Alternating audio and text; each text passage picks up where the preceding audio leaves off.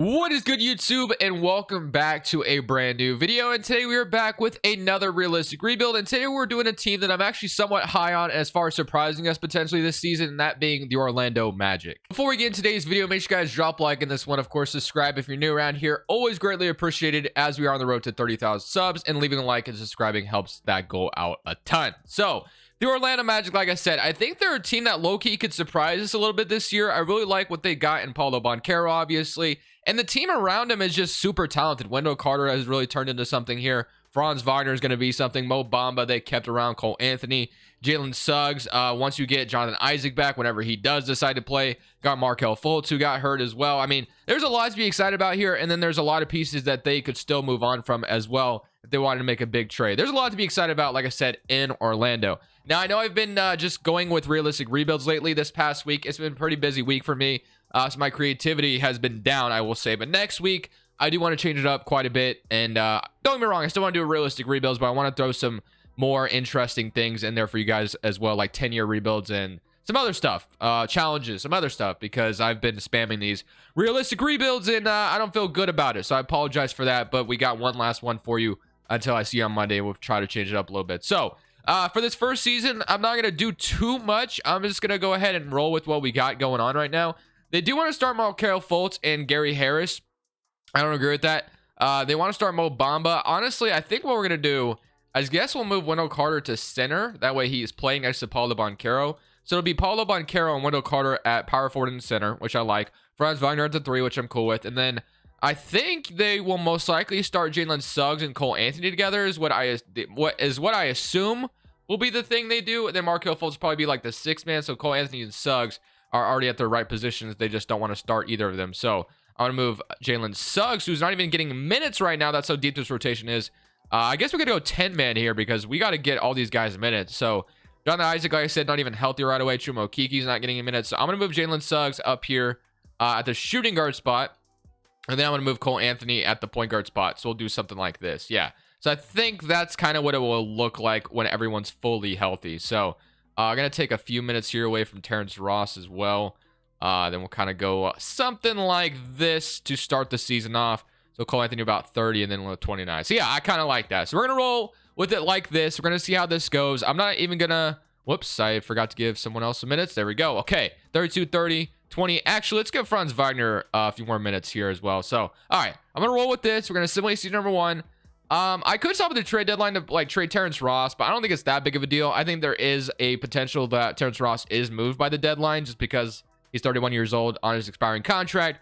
Don't really know what you realistically get for him, but like I said, I don't think it's that big of a deal. So I'll just see you at the end of the season and we'll see where we're at. I'm hoping we surprise some teams and maybe we're in the play-in tournament though. You see this, man? This could be you right here. Today's video is brought to you by PrizePicks. PrizePicks is the best way to get more out of the game you're watching. You're picking overs or unders on your favorite players that you love watching each and every day. Let me show you how it works. PrizePicks is available on mobile or desktop, and you basically get to choose 2 to 5 players, and you choose over or under on their props that they give you. You pretty much have every sport you can imagine on here. But let's say I wanted to go ahead and put a bet on Mitchell and Joel Embiid. I want to go more and more on them. If I get it right, I 3 times my money. Let's say I want to go up to 5 players, which is the most you can go up to. You can go more or more on all of them, and that's going to 10 times your money.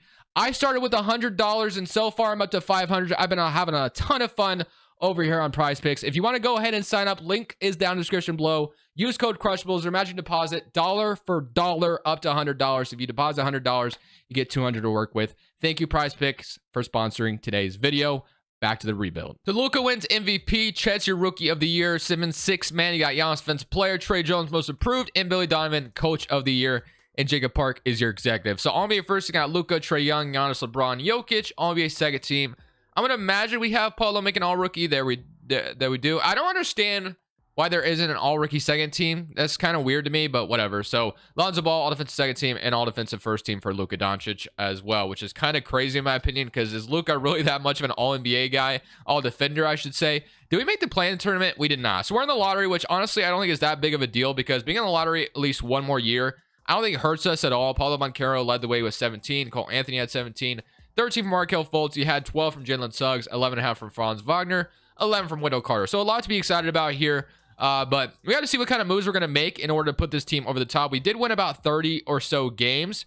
So that has felt pretty good. Chicago got eliminated in round 1. So we're going to get their draft pick this offseason as well, if I'm not mistaken.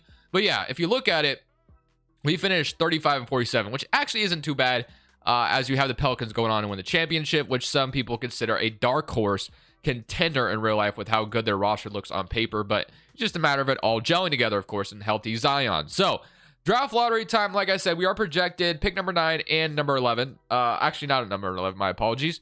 Probably going to be outside of the lottery because the Bulls made the playoffs. My apologies. Okay, so 14 to the New York Knicks. I mean, the odds of us jumping up are probably pretty slim, but you never really know. We could get lucky here. Kings number 13. It would be interesting if we did get like number 1 or number 2, what we would do with it. Well, if we got number 1, you already know what I'm going to do with it. But if we got number 2, we'd have to take Scoot Henderson most likely. The Blazers... so the Nets already leapfrogged in the top 4, which is kind of crazy to think about. Wizards number 11. Okay.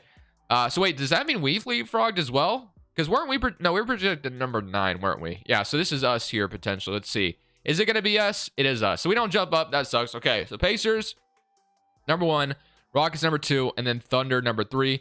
We get the 10th overall pick, which isn't too bad. We already kind of have our core as it is, and then we have 29 from the Chicago Bulls. So that kind of sucks that pick is that far back, but it is what it is. The Bulls had a good season. Nothing you could do about it. So staff signing, I'm going to keep this all the same. We need 1 post-D coach, and look at that. I found one right away. Sometimes it's hard to find exactly what you need right away. But on draft night, I do kind of want to look into trading a couple of guys here. I don't really know if I'm going to 100%.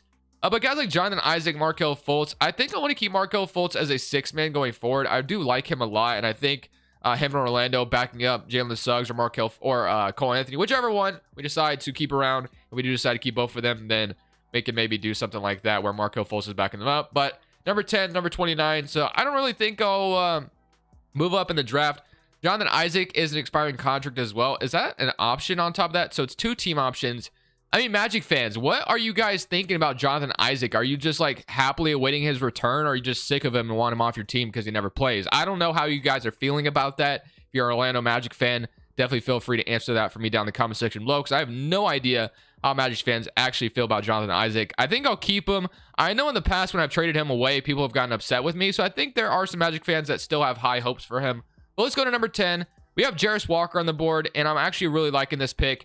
We can get another power forward here. I guess if we did move on from Jonathan Isaac, we have Jarris Walker here. So that's going to be my first pick here at number 11 or number 10, whatever that was. And then we have Harrison Ingram at number 29, which I think I'll take here as well. So there's going to be 2 forwards coming out of the draft for me, which I feel pretty good about both those guys. So we're going to get a 71 and a 77. And then we have a 60 and Deion Simon. I guess we could accept as well. Player options, Jonathan Isaac, I will accept.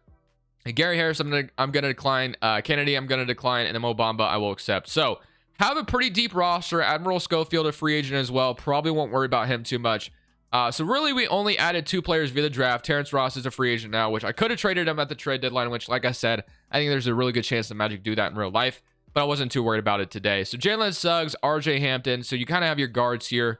Then your forwards, you got Caleb Houston, Harrison Ingram, Franz Wagner. And then you have Jonathan Isaac, Paulo Banchero, Jarris Walker, and then Chumo Kiki. So we kind of have a logjam at the 4, I will say, and then Wendell Carter and Mo Bamba. So definitely a little bit of a logjam here.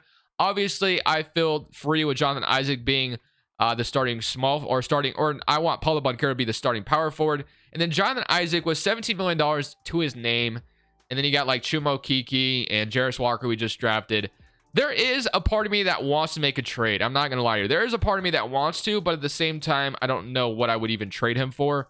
Or I could just move a guy to small forward and just kind of roll with it and just go like a 10-man rotation with all these forwards that we have, which is also a realistic possibility. Don't get me wrong. I'm not throwing that out the window. But if there was like a guard available, like let's say, for instance, De'Aaron Fox was available for the Kings, or yeah, if Kings, offered up De'Aaron Fox to the Magic, would the Magic be willing to get, give Jonathan Isaac, Chumo Kiki, and some other picks involved maybe to get De'Aaron Fox, who's the new point guard for this team going forward?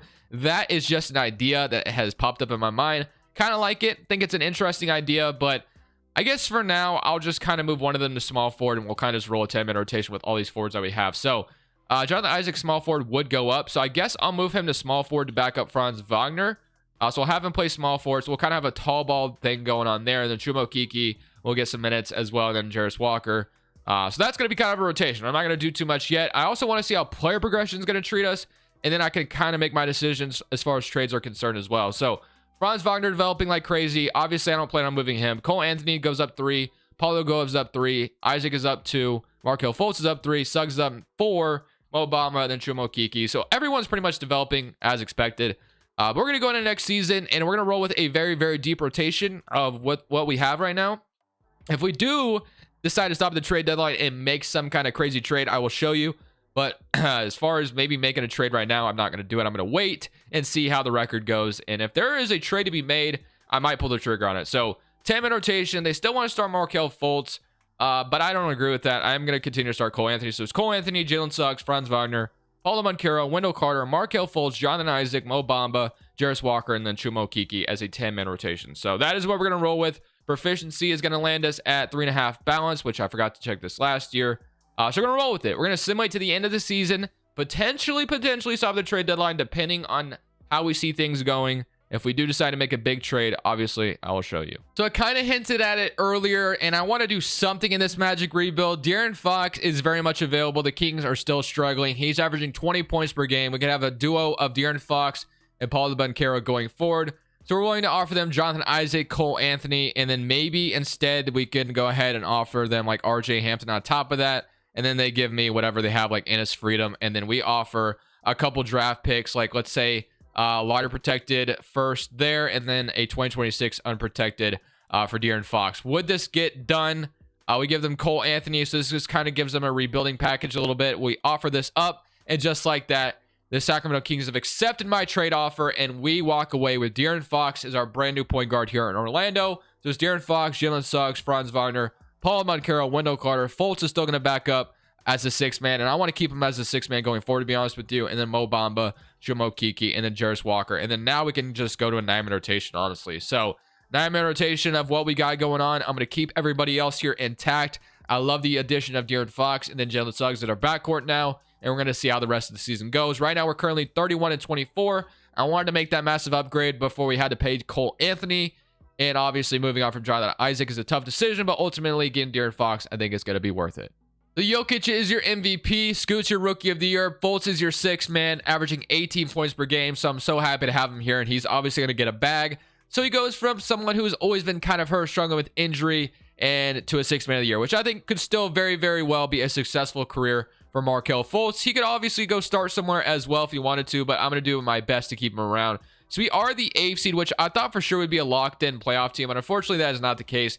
De'Aaron Fox averaged 20. We had 18 from Markelle. He had 18 from Paulo. Paulo Banchero was going to only get better, and then you have 13 from Jalen Suggs, Franz Wagner with 12.5, and then 10 from Wendell Carter. I mean, the roster is only going to progress and get better. So we do end up getting into the playoffs to play the Atlanta Hawks. I mean, there's a potential here that we could upset Atlanta in round 1. Our roster is pretty damn good, I will say. Our 9-man rotation also really good.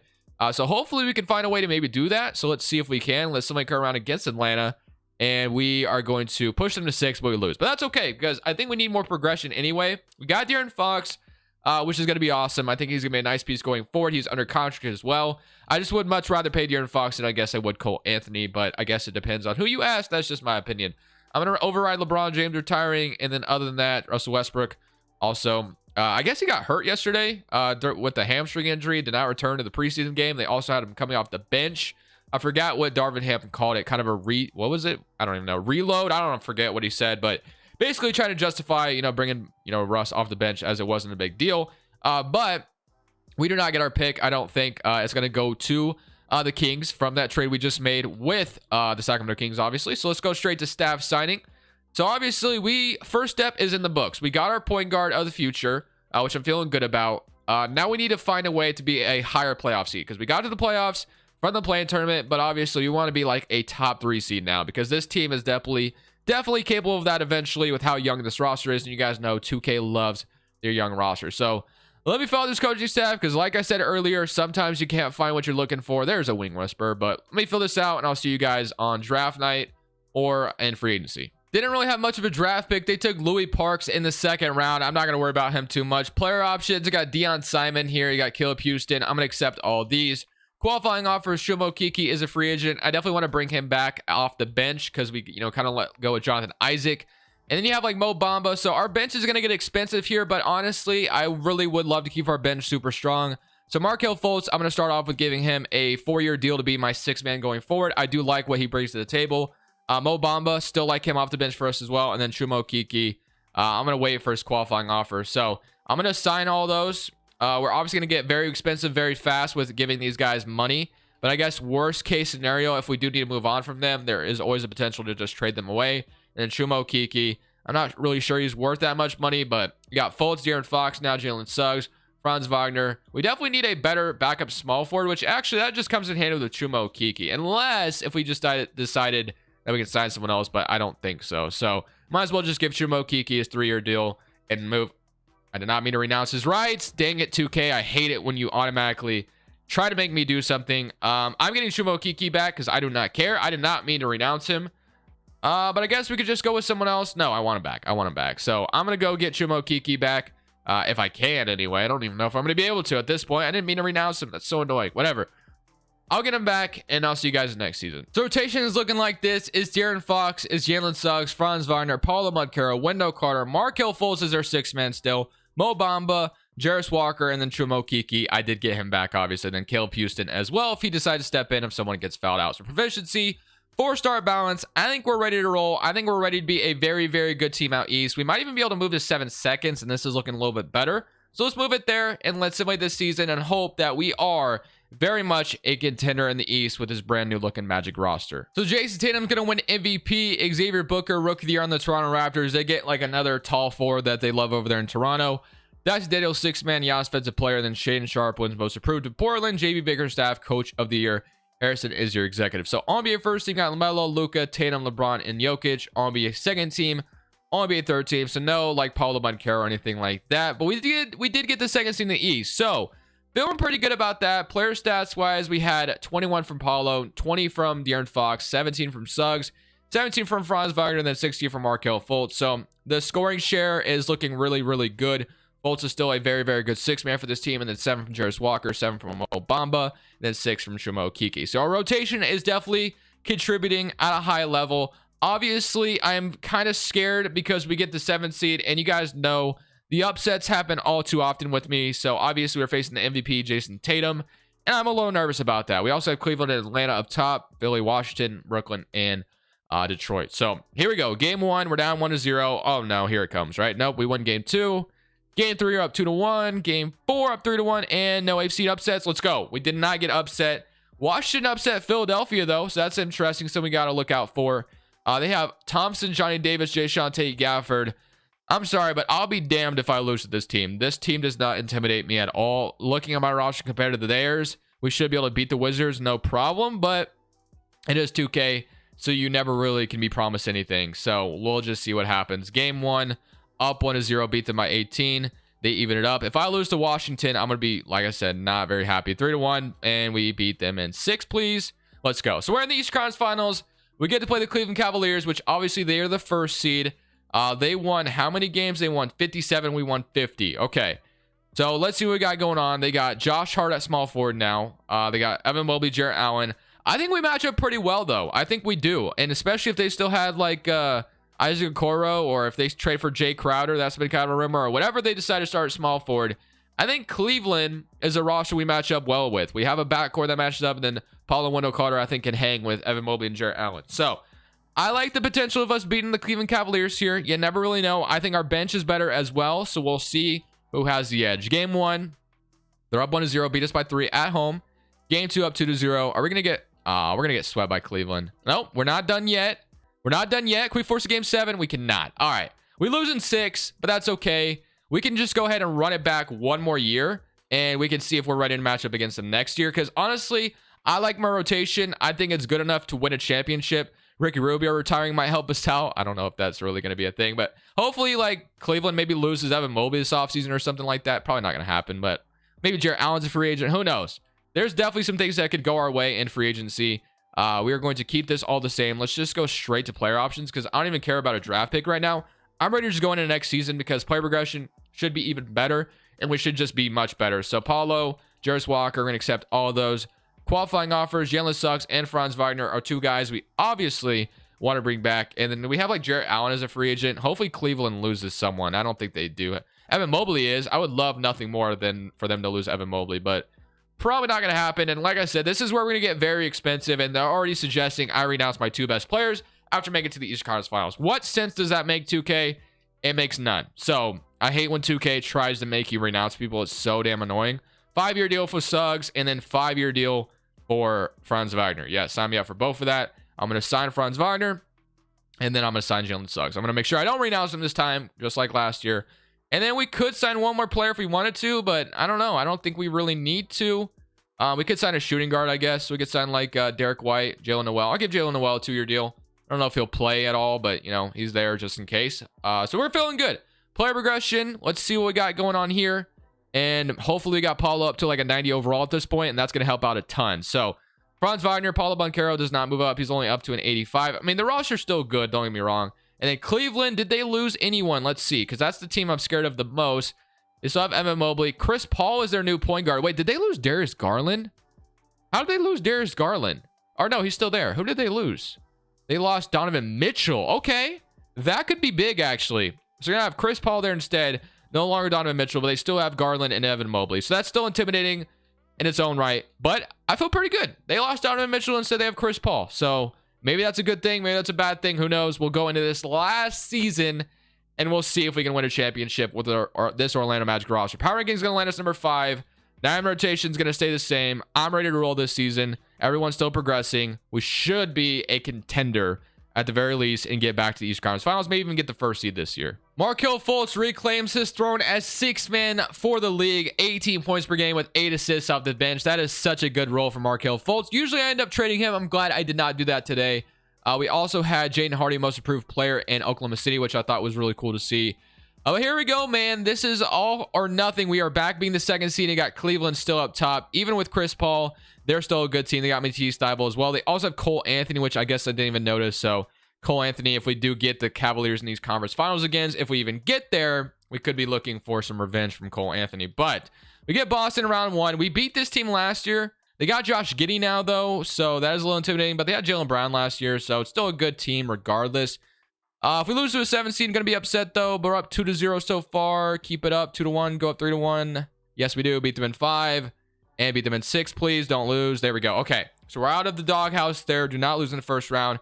And we get Washington once again. If Washington is still the same, Thompson's up to an 85 this time, but the roster is still relatively the same. We beat them badly last year, so hopefully we can just do that again and kind of have a repeat of our conference finals, but this time with us up top. But Washington's going to give us issues. Do not lose to the Wizards, please.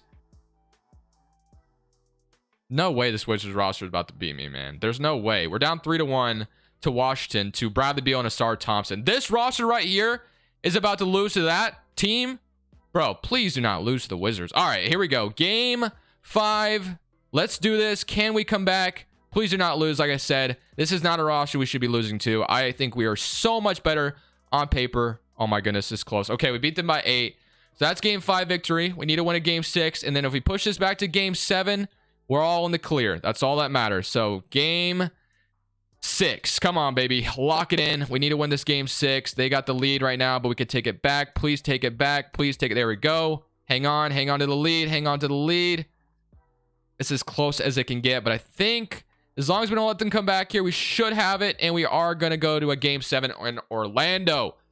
Cleveland is up 3-2 on Detroit. All right, here we go. Game 7 in Orlando. We did not come this far just to lose in 7 to the Wizards. Please make sure you hang on to this 3-1 victory, or comeback, I should say. It's looking good so far. Hang on, hang on. We should be good, be in the clear. Oh my goodness, please, man. 2K, you give me heart attacks. Wow, we beat them by 1 point. That is insane. We get out of the second round just barely, but now we get to play the Cleveland Cavaliers. So Cleveland, same roster, but like I said, they have Cole Anthony and Donovan Mitchell this time. So let's see if we can get our revenge against Cleveland, or is Cole Anthony going to get his revenge? We got Dallas and Houston on the other side.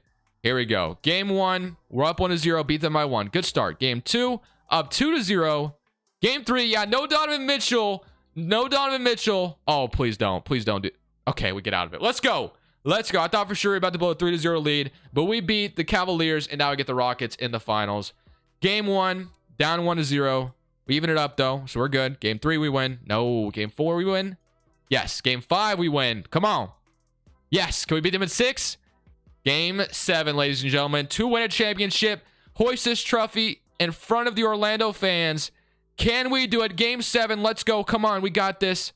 Hang on to the lead just like earlier. Cleveland, oh my goodness, this is as close as it can get. I think we got it, though. I think we got it. That is going to be the end of the video, ladies and gentlemen. Hope you guys enjoyed it. I'm going to let you guys watch the championship celebration. I'm going to end it there. We won a championship with the Magic. This is Crushables. I'm saying peace.